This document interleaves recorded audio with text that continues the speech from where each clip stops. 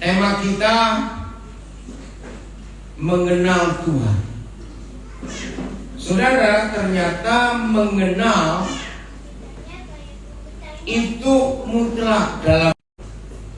Bagaimana saudara bisa bicara kepada seseorang kalau saudara belum kenal orang itu? Berarti nggak maksudnya?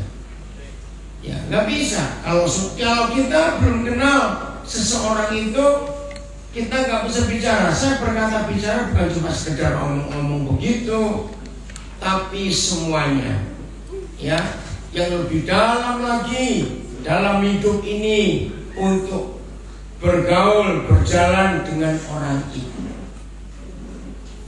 Contoh lain, tidak sedikit orang Kristen rajin baca Alkitab.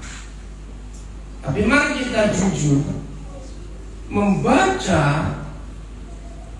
Alkitab, ayo membaca Alkitab tanpa mengenal Tuhan, hasilnya apa? Pengetahuan, apalagi hafalan, apalagi bosan, nggak tahu apa dibaca kok. Betul? Beribadah, maaf, banyak orang Kristen yang rajin beribadah, tapi tanpa mengenal kepada siapa kita beribadah, juga gak ada artinya. Tadi siang ada diskusi dengan saya, jadi gimana dong caranya kalau berdoa? Setelah diam, situ mikir apa? Saudara, itu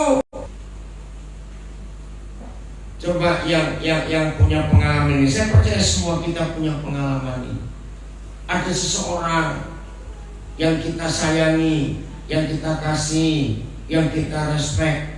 Misalnya walaupun orang itu di Amerika dan saudara di Manowari, kalau sudah mengenal, jarak memisahkan enggak?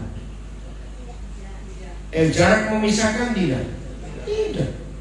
Tetap bisa kontak, tetap bisa connect, nyambung. Merenungkan, itu perintah Tuhan untuk kita merenungkan. Ya, perhatikan, tidak ada perintah di Alkitab untuk kita menghafal. Apa bedanya menghafal dan merenungkan? Beda jauh. Menghafal itu karena kewajiban, tapi kalau merenungkan, dari bahasa Ibrani, karena perjanjian lama paling banyak bicara tentang perintah renungkan firman. Ternyata merenung itu arti yang sesungguhnya memamabiak. Oh ya, ada ya soundnya ya sangat. Nah, merenungkan itu dalam bahasa Indonesia betul-betul memamabiak. Kalau saudara mendengar kata membiak langsung mikir siapa? Sapi. Apa yang sudah dimakan, rumput-rumput itu dikunyah, ditelan, dikeluarkan lagi, dikunyah lagi, ditelan lagi, dan terus begitu. Nah, ternyata merenungkan itu adalah memamabiak. Hasil dari memamabiak itu dahsyat sekali. Makanan itu, istilahnya, akan menjadi daging, menjadi hidupnya. Wih, luar biasa. Nah, ternyata sama. Kalau kita merenungkan firman, bukan menghafalkan, itu berarti firman itu kita kunyah, kita telan, keluarkan lagi, dikunyah lagi, ditelan lagi, dan terus, maka firman itu akan menjadi bagian mutlak, bagian utama dari hidup kita. Saya beri contoh. Orang baca satu buku, dan buku yang dibaca oleh orang itu sangat mempengaruhi hidupnya. Wah, betul-betul buku itu sangat berarti buat dia. Saya tanya, kira-kira sejak itu orang ini terpengaruh nggak dalam cara berpikir, cara berkata, cara bertindak, cara mengambil keputusan, cara mendengar sesuatu, sangat dipengaruhi oleh buku yang dibaca. Betul atau tidak? Nah, sekarang kita tanyakan kepada diri kita. Kita membaca firman, kita mendengar khotbah dari firman.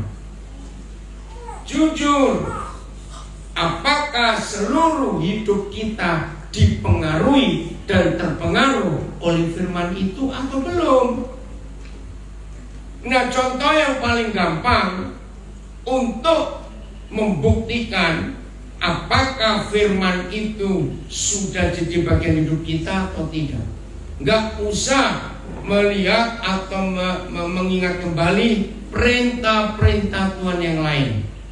Contoh kecil, maaf ya kalau saya berikan contoh ini supaya masing-masing menyadari aku sudah di situ atau belum.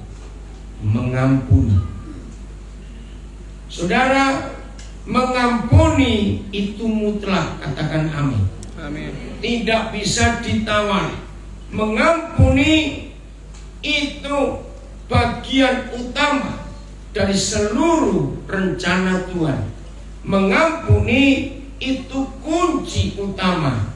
Tanpa mengampuni, istilahnya, maka kita tidak punya kunci untuk masuk ke suatu istana. Karena kuncinya kita nggak punya. Maka itu si setan itu paling mudah merusak hubungan kita dengan Tuhan. Bukan melarang ibadah, bukan melarang berdoa, bukan melarang baca Alkitab, tapi sangat fatal. Orang Kristen paling mudah sakit hati dengan yang lain. Betul atau salah? Nah, ini contoh kecil bahwa kalau saudara yang sudah berkali-kali dengar firman mengampuni, tapi saudara sulit untuk mengampuni, itu karena firman itu belum menjadi hidup saudara, belum menjadi daging. Maka itu tidak melakukan, tidak mempengaruhi. Saya ulangi lagi, kalau ada orang baca buku dan begitu sangat berpengaruh buku itu, orang yang suka pada satu buku, wajar nggak kalau dia ulang-ulang bacanya itu? Nah, ini pertanyaannya. Apakah kita begitu suka pada firman Tuhan sehingga kita mau mengulang lagi? Nah, itu merenung. Nah, kalau ada di antara kita termasuk mengikuti di rumah, maaf saya berkata, belum bisa mengampuni, padahal sudah berkali-kali mendengar, berarti firman itu belum saudara memamah biak, karena belum jadi daging, belum jadi kehidupan saudara. Saya mau buktikan. Mungkin saudara berkata, aku gak benci. Coba 3 hal ini periksa. Aku gak benci, satu, tapi malas ketemu. Awas. Ngerti? Ada gak orang gak benci tapi malas ketemu? Waduh, banyak. Sampai kapan mau berubah? Ngerti di rumah juga. Kedua, saya gak malas ketemu, cuma jengkel. Ada tidak? Serius. Hal kecil. Saya tuh gak apa-apa kok dengan dia, cuma saya masih tersinggung. Tinggal ini saja kita periksakan hidup kita. Jadi kalau saudara sudah mendengar hukum yang mutlak ini dan saudara belum melakukan, maka firman itu belum menjadi daging, belum menjadi hidup saudara. Maka itu saudara tidak dipengaruhi oleh firman itu. Nah, saya minta masing-masing kita jujur. Nah, kenapa itu bisa terjadi? Ya, kembali masalahnya kita belum kenal siapa Bapa kita di surga itu. Loh, masa belum kenal? Sudah sekian tahun aku ini jadi Kristen, sudah sekian tahun aku ini rajin ibadah. Nah, kalau kita mengenal Bapa di surga yang hatinya penuh pengampunan tidak? Jawab dong, hati Bapa surga itu penuh pengampunan tidak? Penuh. Nah, terus kita kenapa nggak punya karakternya?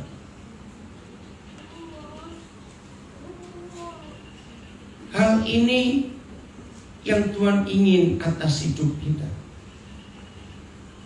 Mengenal Tuhan melalui firman-Nya itu cara yang paling mudah.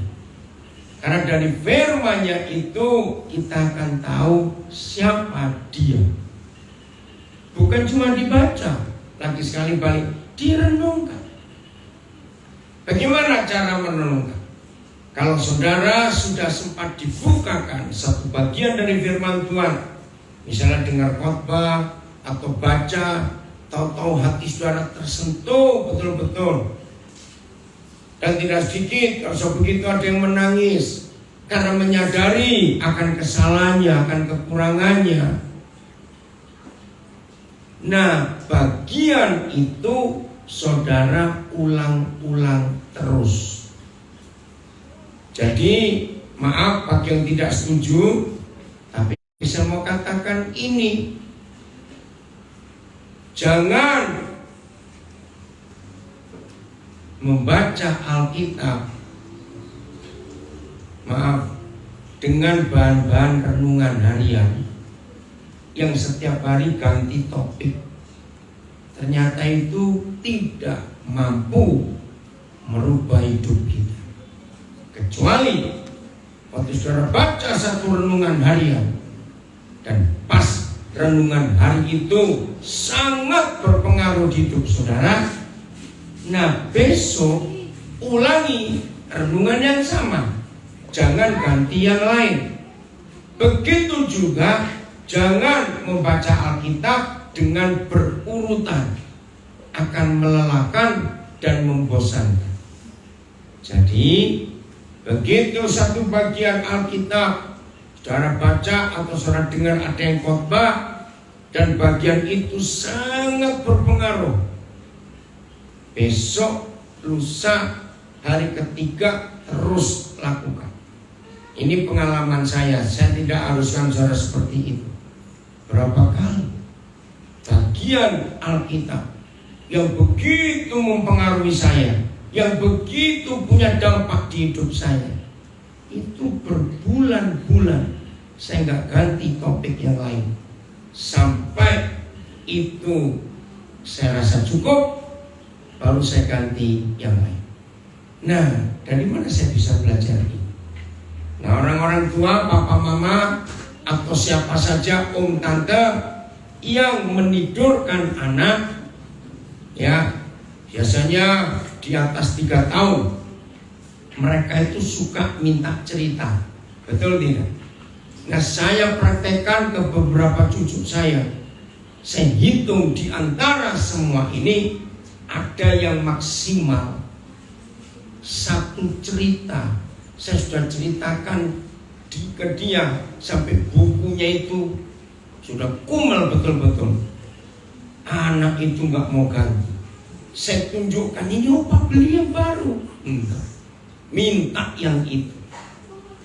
Nah, di situ saya belajar merenung. Ternyata buat setiap anak dibacakan, diceritakan cerita yang sama setelah berbulan-bulan. Ini yang saya belajar. Buat anak itu bisa menemukan yang baru di malam yang itu. Sampai anak itu bilang ganti, baru diganti. Atau ini waktu masih zaman ada CD player, masih ingat ada anak-anak CD yang sama sudah ganti berapa kali karena sudah rusak itu CD-nya. Anak itu tidak mau ganti cerita yang lain. Ada pernah ngalamin itu enggak? Nah ternyata buat anak-anak itu setiap kali mereka mendengar cerita yang sama atau melihat CD yang sama, ada yang baru. Dan itu yang saya alami. Bacaan yang sama tapi sangat berpengaruh untuk hidup saya. Dan saya ulangi tiap hari sampai sekian lama dan tidak bosan. Nah bagi saudara yang tanya atau sempat berpikir, maaf, lihat kalau saya mengajar tidak ada catatan yang lain. Kalau saya bawa handphone ini untuk merekam supaya dibagikan ke banyak orang. Nah kalau saudara bertanya kenapa bisa begitu, saya jawab saya tidak pernah menghafalkan ayat.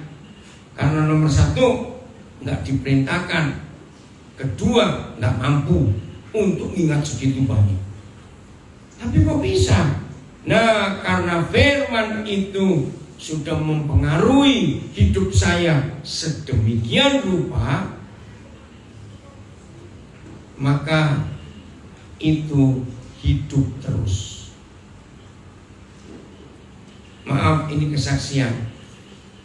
Kamis sore sampai Sabtu pagi kemarin, saya ada di sekolah teologi di Kopeng, Jawa Tengah. Kamis saya ngajar 2 sesi, hari Jumat 3, Sabtu kemarin pagi 1. Jadi dalam 3 hari itu 6 sesi. Cukup banyak juga dosen-dosen dari STT itu yang hadir. Maaf, ini cuma kesaksian. Dalam 6 sesi itu mengajar rata-rata 1 jam lebih setiap sesi. Nah dari berapa dosen itu tanya, karena di meja saya kosong, nggak ada buku, nggak ada Alkitab, nggak ada catatan apa-apa. Tapi bisa mengajar begitu lama dan bahannya cuma 1, Alkitab, nggak ada bahan yang lain. Nah saya jawab kepada mereka, karena firman itu saya memamah biak, ulang, sehingga itu jadi bagian hidup.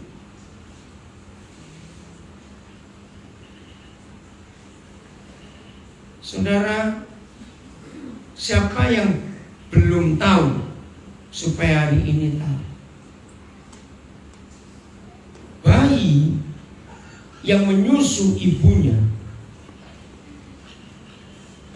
ternyata ini hebatnya Tuhan, air susu ibunya itu akan dirasa oleh bayinya seperti makanan yang ibunya makan, dan itu rasa dari ASI itu. Hebat nggak Tuhan? Nah seperti itu, kalau 1 Petrus 1 menulis, biarlah kita yang dilahirkan kembali seperti bayi yang suka akan susu yang murni, yaitu firman Tuhan. Betul begitu? Nah ini yang menentukan kita akan jadi siapa dan jadi apa di dalam perjalanan iman kita bersama dengan Tuhan Yesus selama kita masih di dunia ini. Tergantung bagaimana kesukaan kita akan firman Tuhan itu. Saya harap masing-masing kita menjawab sendiri. Kalau saudara mungkin mendengar apa yang saya katakan kepanjangan, begini saja pertanyaannya. Seberapa besar sih firman Tuhan itu berpengaruh di hidup? Seberapa dalam firman Tuhan itu merubah cara berpikir? Kiranya pertanyaan pendek ini akan menyadarkan setiap kita.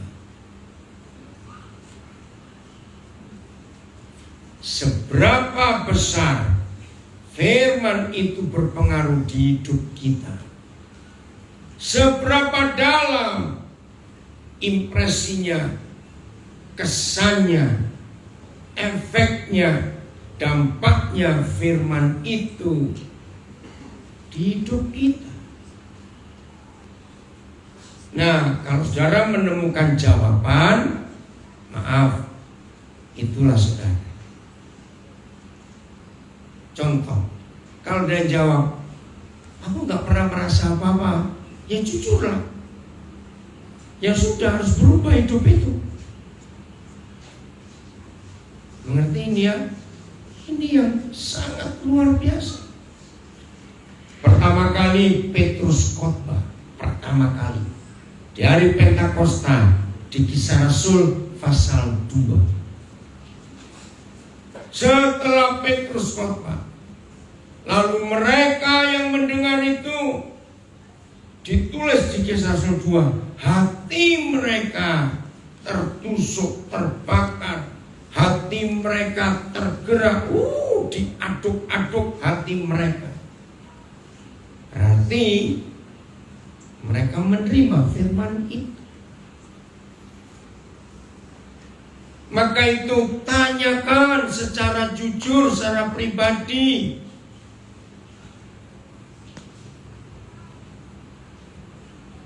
Setelah sekian tahun firman kita dengar dari banyak hamba-hamba Tuhan yang khotbah, gak usah ditanyakan khotbahnya kamu ingat gak? Gak usah. Tanyakan hal sederhana ini saja. Berapa besar pengaruh firman itu di hidup? Berapa dalam firman itu merubah caraku berpikir, caraku berkata? Maaf, seperti saudara tahu, saya hidup ini ketemu orang yang macam-macam dan banyak lagi. Oh, enggak, bukan di sini. Tolong di mute ya, yang di Zoom. Maaf, ada orang sebelum dengar firman mulutnya ember betul. Setelah sekian tahun dengar firman, embernya lebih besar lagi. Maaf, yang tersinggung itu orangnya. Gitu saja. Berarti gak ada perubahan dalam hidupnya. Sebelum mendengar firman, pikirannya cabul, maaf, pikirannya duit melulu. Setelah dengar firman sekian tahun, kok makin rusak pikirannya ini? Berarti firman itu tidak mempengaruhi hidupnya. Sudah dengar firman tentang uang bertahun-tahun, tambah jahat mata duitannya. Aduh, makin kejam kepada saudara yang lain dengan uang ini. Padahal sudah dengar firman. Sudah dengar firman, sebelum dengar firman, suami istri rajin bertengkar. Bertahun-tahun dengar khotbah soal keluarga, makin kencang bertengkar. Maaf, saya beri contoh-contoh yang negatif dan jelek ini. supaya kita menyadari seberapa dalam pengaruh firman itu. Nah, ini contoh yang terakhir ya. Maksud saya berikan contoh-contoh ini, ya berubahlah. Ini yang menyebabkan kita nggak bisa mengenal Dia. Maaf, ini contoh sederhana. Tidak semua mengalami, tapi semua orang bisa tahu. Yang berapa kali saya katakan, jujur jawab, berkali-kali Tuhan bicara menegur kita. Betul? 10 kali? 20 kali? Tuhan? Berapa kali dong jawab? Enggak tahu berapa ratus kali waktu kita dengar firman. Goyang aja enggak. Ngerti istilahnya. Tapi sekali mama mertua ngomong, langsung ingat. Loh, betul tidak? Maaf ibu. Loh, saya tanya, cepat jawab. Yang di rumah juga. Sekali.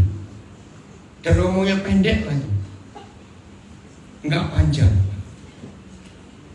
Berarti firman mama mertua itu berpengaruh di hidup mantunya. Sederhana kok contoh ini. Maka itu berbahagialah yang enggak punya mama mertua. Tapi yang punya jangan diracun ya, awas. Maka itu mari kita tanyakan, fakta ini dalam hidup kita. Contoh lain, oke lah, gak usah ngomong. Tetangga baru ngomong pendek saja, tapi nyelekit sekali. Biasanya yang dengar tetangga ngomong itu langsung hafal gak omongan itu.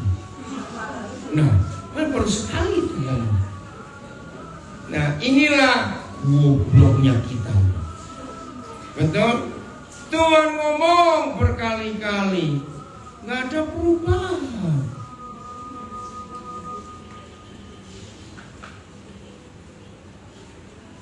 Maka itu tema kita hari ini. Ayo mengenal Dia, saudara, lebih daripada apapun juga. Siap berubah mulai hari ini? Loh, saya tanya, siap berubah mulai hari ini? Selalu menanyakan untuk diri sendiri. Jangan ngurusin hidup orang lain terus bertobat. Selalu ke diri sendiri. Coba saudara buat grafik ya untuk diri sendiri. Gak usah dari tahun lalu, kelamaan. Dari Januari aja dah. Dari Januari, grafik iman, grafik kekudusan, grafik cerewet, grafik marah, jujur dihitung semuanya. Dari Januari sampai Juni, pertengahan ini, grafiknya bagaimana? Pasti ada banyak garis-garis di grafik kita. Grafik iman, grafik ketaatan, grafik hidup kudus. Ngerti ya maksudnya ya? Grafik dalam hal keuangan, grafik dalam mengampuni, grafik dalam hal apa saja. Coba hitung. Nggak usah dari tahun lalu. Pasti jawabannya lupa. Ya sudah tahu lah. Yang dari Januari saja sampai bulan Juni, hari ini tanggal 12. Apa yang sudah terjadi di hidup kita? Maka itu tadi kalau kita lihat Pak Tos sebagai gembala seperti darsa jengkel waktu ngomong tadi. Sudah diomongin berulang-ulang. Kok susah sekali berubahnya? Maka itu mari kita selalu menanyakan di dalam diri kita sendiri. Aku berubahnya itu ke arah mana? Nah, kalau semua ini kita lakukan, saudara, wih dahsyat hidup kita. Mari kita baca Yohanes 17 ayat 3. Ini yang jadi tema kita. Yohanes 17 ayat Di layar ada? Oke, lihat itu. Kita baca sama-sama. 1, 2, 3. Inilah hidup yang kekal itu. Stop dulu. Nah, selama ini kalau kita mendengar kata hidup yang kekal, langsung pikiran kita ke waktu.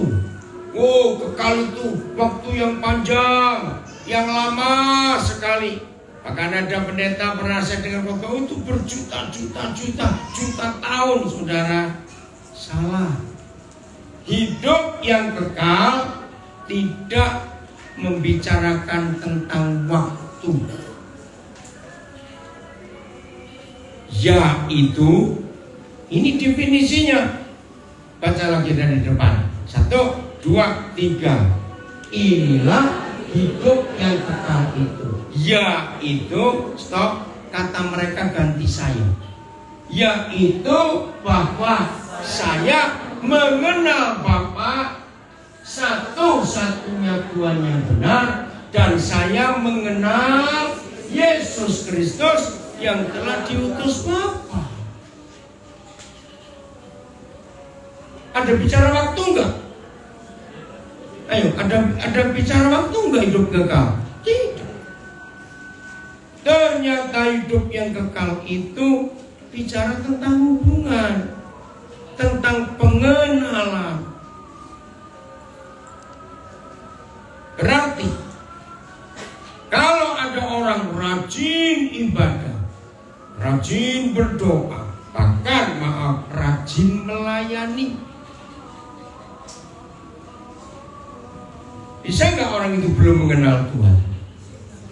Nah, ini yang berbahaya. Maka itu jangan lupa Matius 7. Coba kita lihat ayat yang ke-23. Takut sekali saya dengan ayat itu. Matius 7 ayat 23. Ini orang-orang hebat. Yaitu orang-orang yang sudah melakukan mukjizat, bernubuat, mengusir setan. Pada waktu itulah aku akan berterus terang kepada mereka dan berkata, ayo pakai intonasi yang betul. Gimana ini? Kalau Tuhan Yesus gimana? Intonasinya 1, 2, 3. Intonasinya mana? Tahu nggak kata intonasi? Penekanan suara saudara. Kalau baca kalimat Yesus marah ini loh. Ulang, awas nggak bisa. 1, 2, 3. Aku tidak pernah mengenal engkau. Ya. Enyalah daripadaku. Siapa? Pembuat kejahatan. Padahal mereka ini orang-orang yang melayani Tuhan. Buat mujizat banyak tuh. Bernubuat. Coba lihat ayat 22-nya. Ya, supaya saudara tahu. Aku berkata kepada dia. Pada hari terakhir, baca 1, 2, 3. Pada hari terakhir, banyak atau sedikit? Banyak, ya. Orang yang Tuhan, terus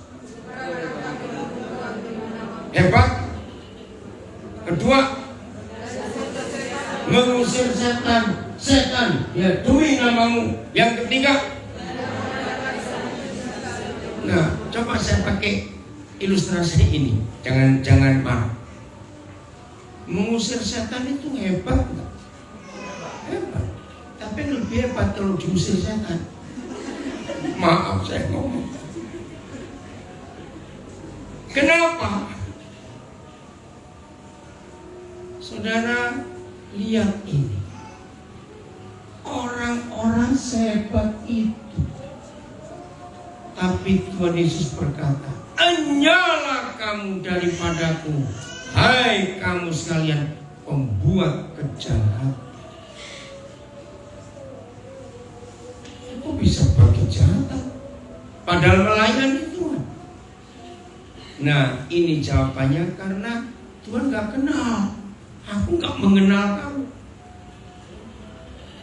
Berarti mereka ini kenal Tuhan gak kalau begitu? Lu jawab, mereka ini kenal Tuhan tidak? Jelas tidak. Kalau kenal ya dua-dua dong.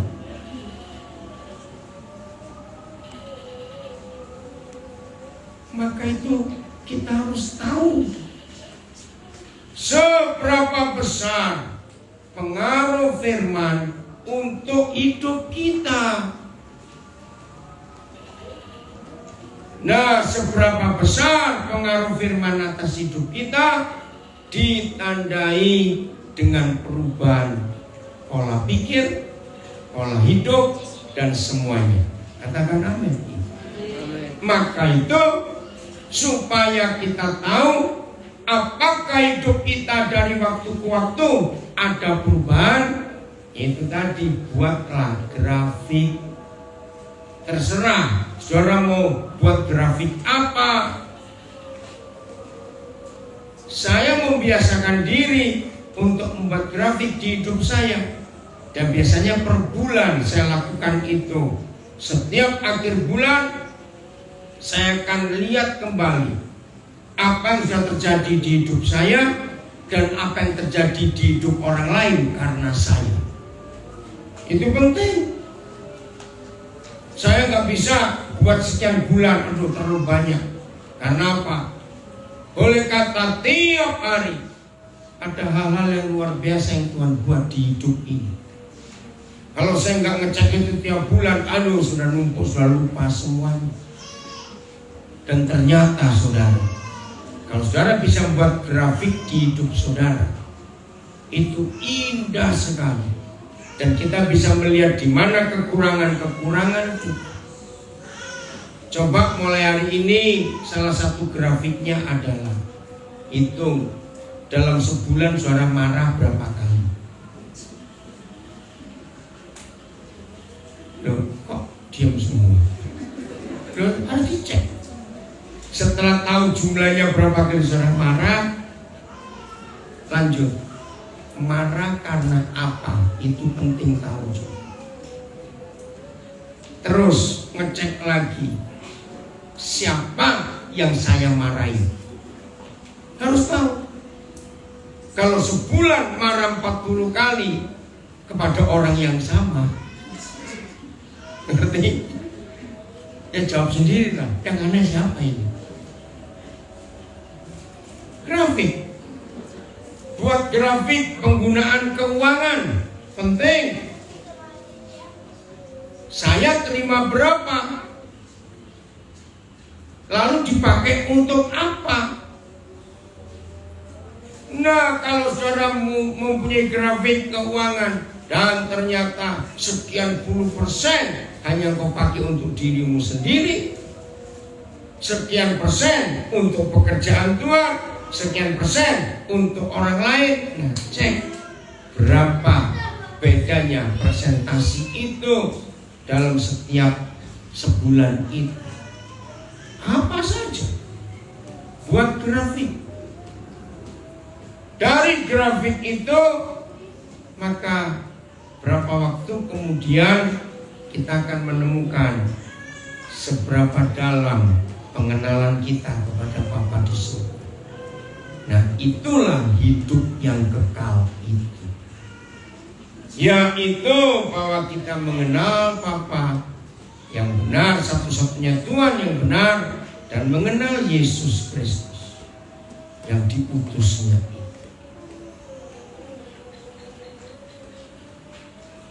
Contoh yang lain,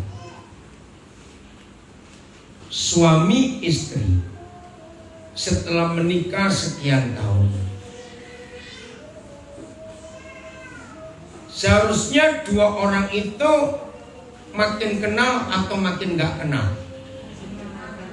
Jangan sampai makin gak kenal, terus ngapain kamu duduk tiap hari di rumah berdua? Oke? Pertanyaan berikut. Kalau dua orang itu sudah makin mengenal, nah ini pertanyaan penting. Dua orang yang tinggal serumah terus-terusan, yang namanya suami istri, wajib harus makin saling kenal. Nah, cara ngecek kenalnya itu seberapa dalam dengan ngecek ini. volume pertengkarannya tambah lama tambah kurang atau tambah? Ngerti nggak pertanyaan saya? Dua orang yang saling kenal, coba jawab pertanyaan ini. Kesalahpahaman yang terjadi itu makin kecil atau makin besar? Betul? Loh, iya atau tidak? Faktanya, loh, harus ngapain? Loh, ini kan hal yang sederhana, betul, saudara? Nah, maka itu kesalahpahaman kita dengan Tuhan. Ada nggak orang Kristen sering salah paham dengan Tuhan? Dan hasilnya adalah kecewa dengan Tuhan. Berarti orang itu belum kenal, maka itu masih sering kecewa.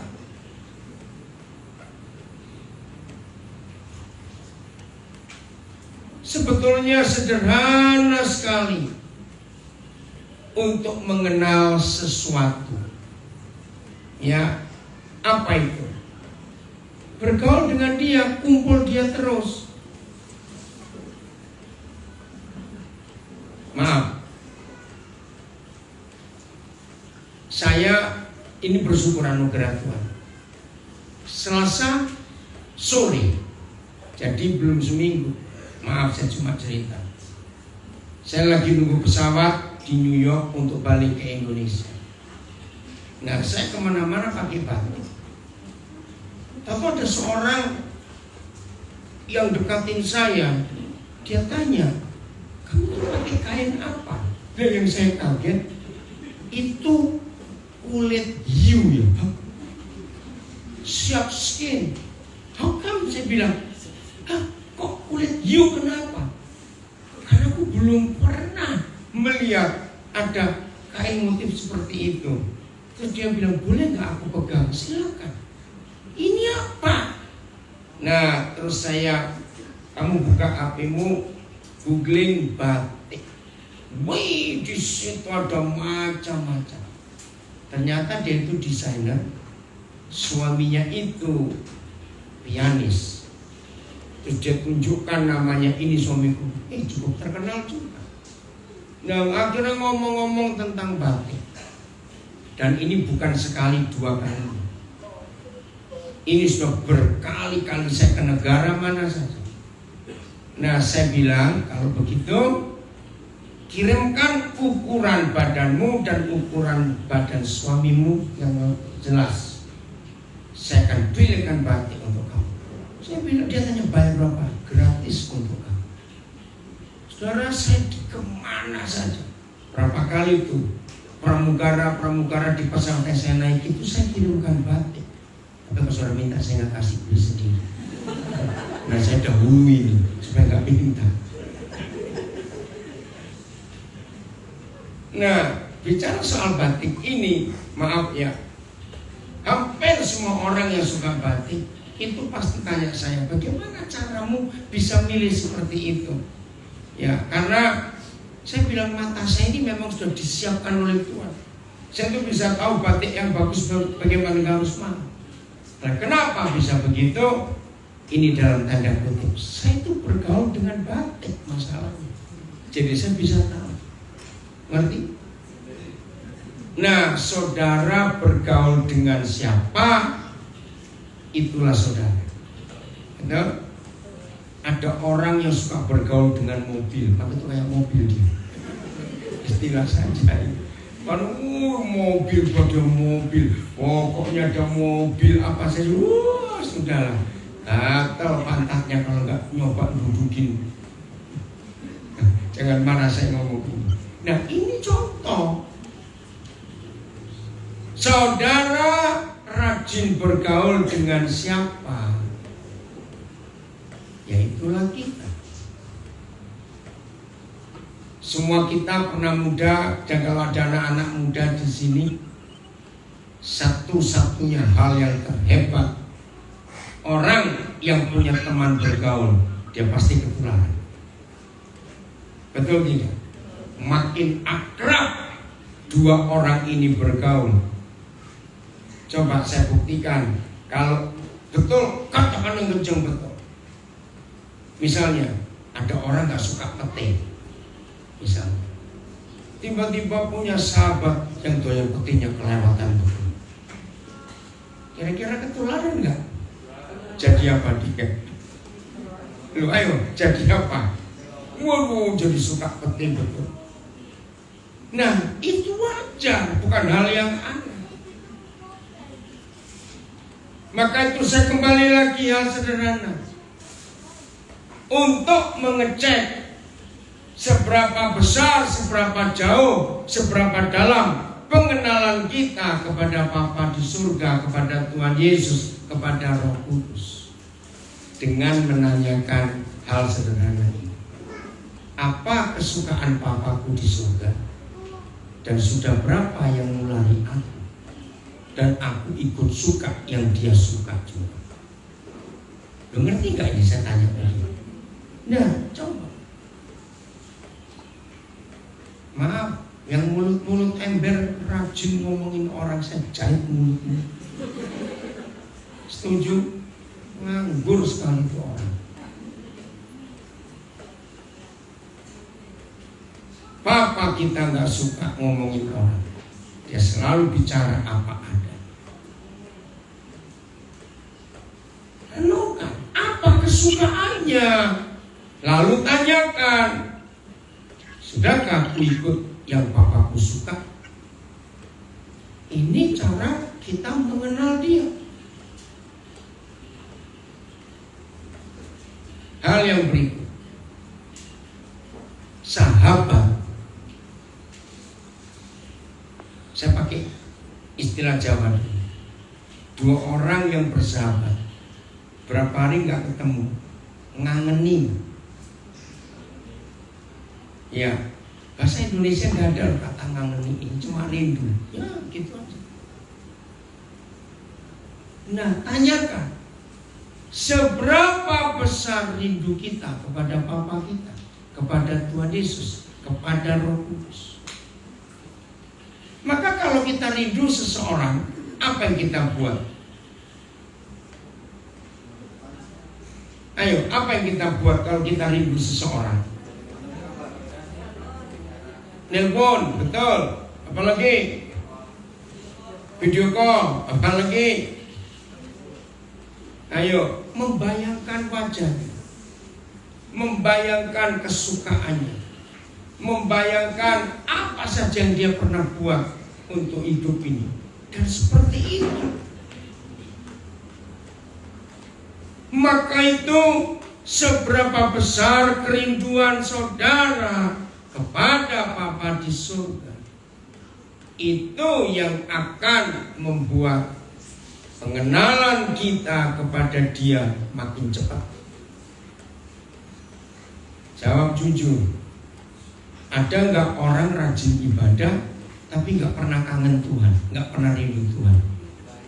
Lo saya tanya, ada tidak? Ada. Lo ngapain ke gereja? Ya ketemu pacarnya, istilahnya saja.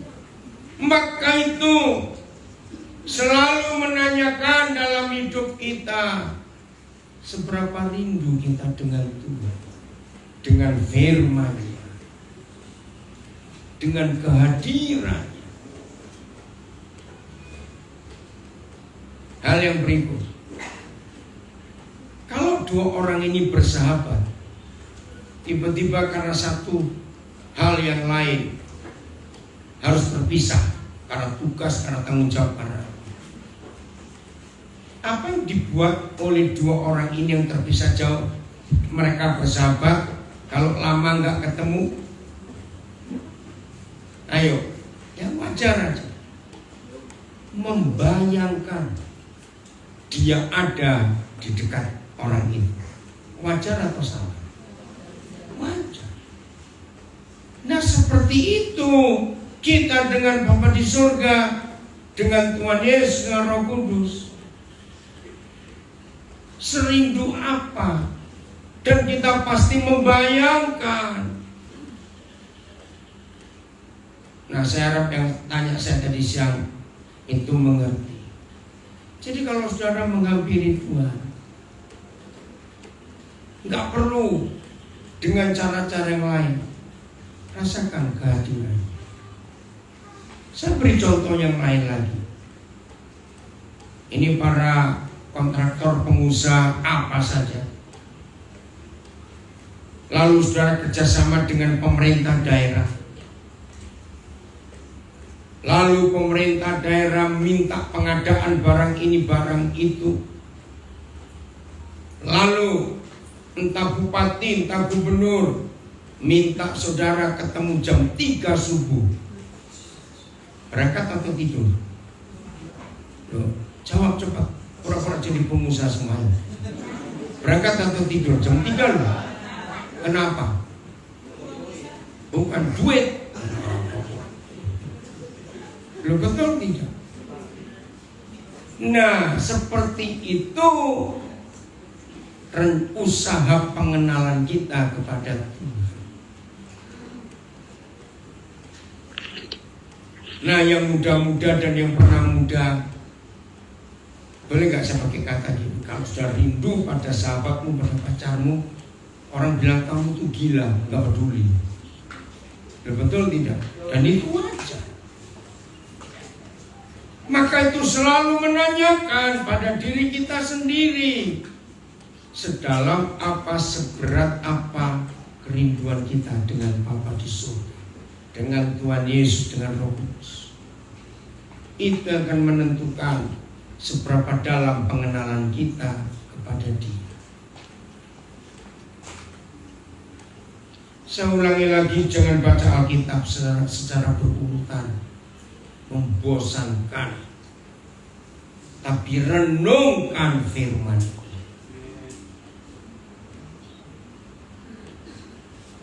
Tadi pagi, ibadah pagi, saya berbagi, kalau kita berdoa harus berubah. Jangan kita yang kebanyakan ngomong sampai Tuhan gak punya waktu ngomong. Izinkan Dia lebih banyak bicara, kita lebih banyak diam untuk merenung, merindukan Dia. Karena itu yang Tuhan mau. Belajar dari pengalaman Musa. Ini bagian yang terakhir. Mazmur 139 ayat 4. Mudah-mudahan yang kebanyakan berdoa lewat ayat ini bertobat. Bukan kurang doa, beda, dengar baik-baik. Udah, kita baca. 1, 2, oh belum. Mazmur 139 ayat 4. Sejak Roh Kudus memberikan saya pengertian ayat ini, saya lupa berapa puluh tahun yang lalu, doa saya berubah. Mana? 139 ayat 4.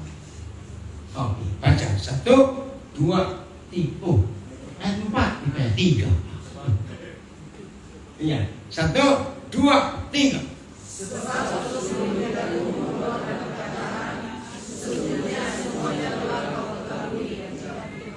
Jadi satu kata kita belum keluarkan, Papa sudah tahu. Nah, terus ngapain kita beritahu dia yang enggak? Loh, betul tidak? Belum ngomong aja sudah tahu. Waktu saya jadi guru sekolah minggu, ada anak yang luar biasa. Maaf, dia itu kalau kentut baunya luar biasa. Sampai teman-temannya marah. Enggak tentu makan apa itu anak. Nah, waktu saya ngajarin itu, akhirnya dia itu suka dibully, suka diajak sama teman-temannya.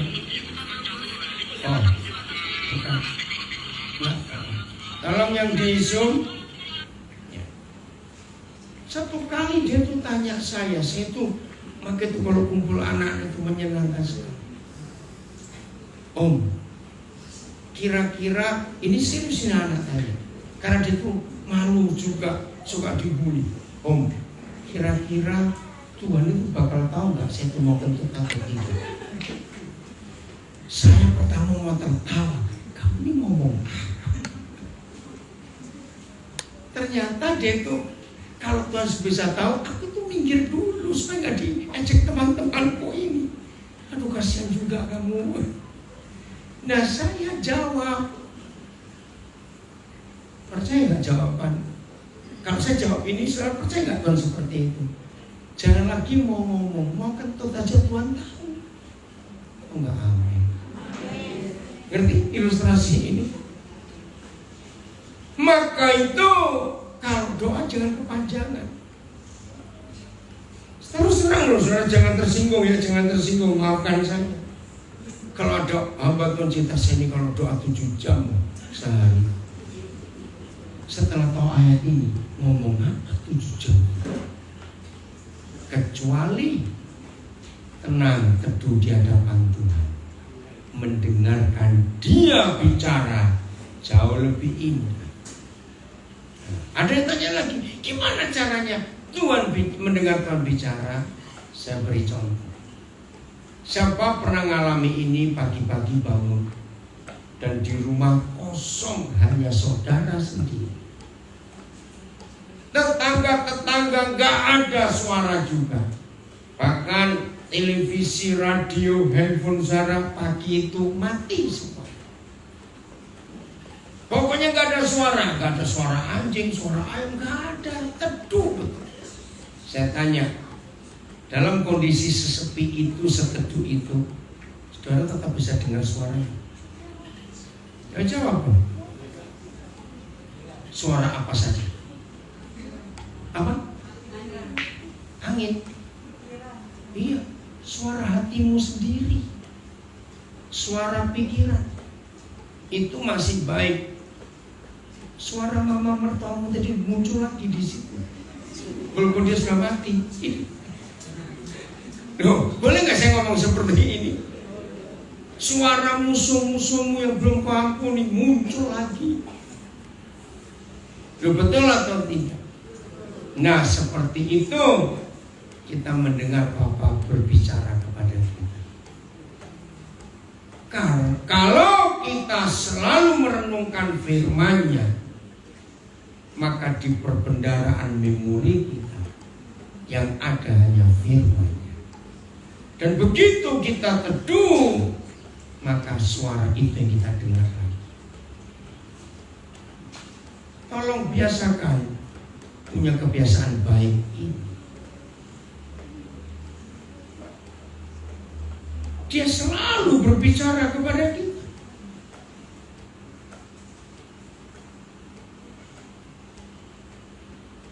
Mazmur 8 ayat 32. Ini cara Papa bicara kepada kita. Kehadirannya kita harus rasakan dalam hidup.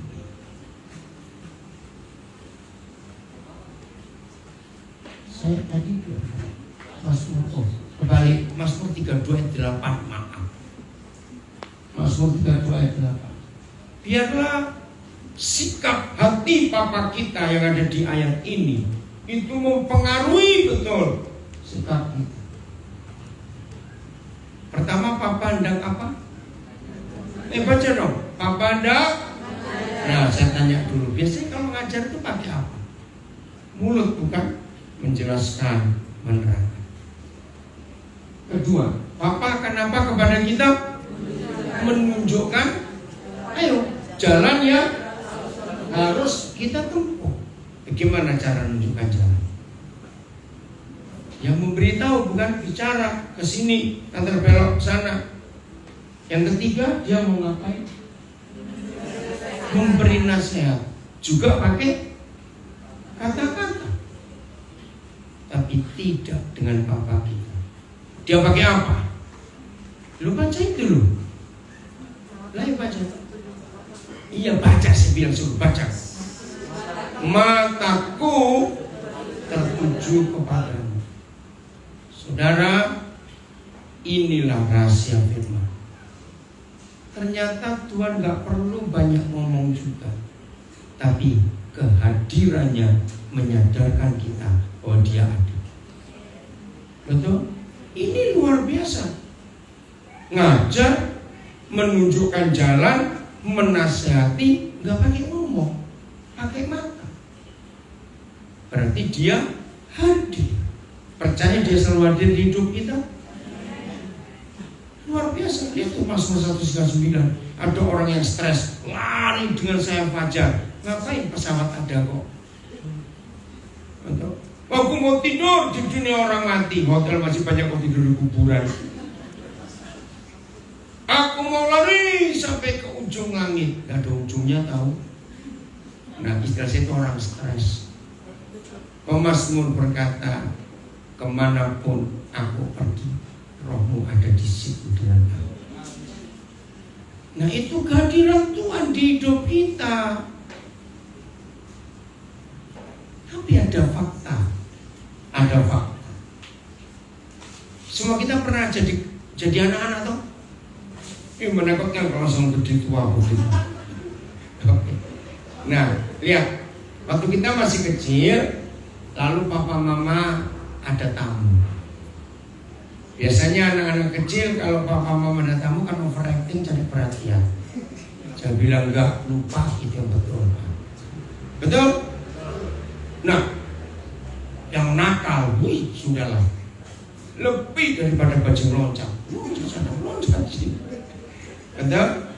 Nah, gak mungkin papa mama teriak, malu dong ada tamu. Biasanya papa mama ngapain? Melotot. Bukan cubit lah, jangan dong. Malu sama tamunya. Betul? Anak-anak ngerti nggak melototannya artinya apa? Apa? Masuk. Betul? Nah, ternyata itu papa kita di surga. Dia suka melototin kita. Percaya? Karena dia sayang kita. Jadi mulai hari ini nggak boleh ada yang bertanya lagi. Aku bingung, kalau di doa sujud tuh mikir apa, rasakan apa? Rasakan kehadiran Bapa yang baik itu. Amin. Apa isi otak kita? Saya ulangi. Apa isi otak kita? Itulah yang akan keluar semua waktu kita diam. Betul atau salah kalimatnya? Loh, saya tanya betul atau salah?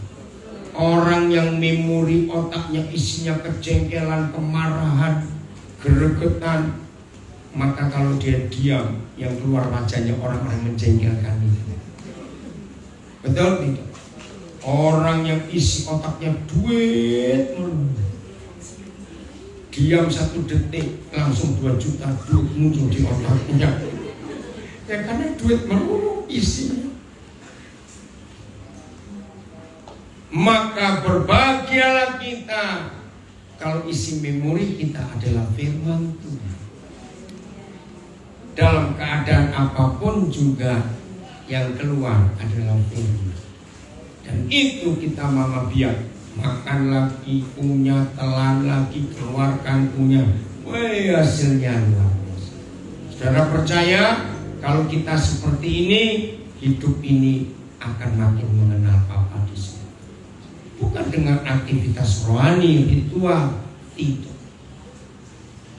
Mau merubah sikap hidup kita mulai hari ini dalam mengenal Dia, bergaul dengan Dia setiap saat. Saya ulangi lagi, sahabat kita yang jauh dengan kita, bisa gak kita menghadirkan Dia saat ini di hidup kita? Bisa, karena kita sudah biasa bergaul dengan Dia, membayangkan Dia, merenungkan tentang semua Dia pernah buat di hidup ini. Begitulah kita dengan Bapa di surga.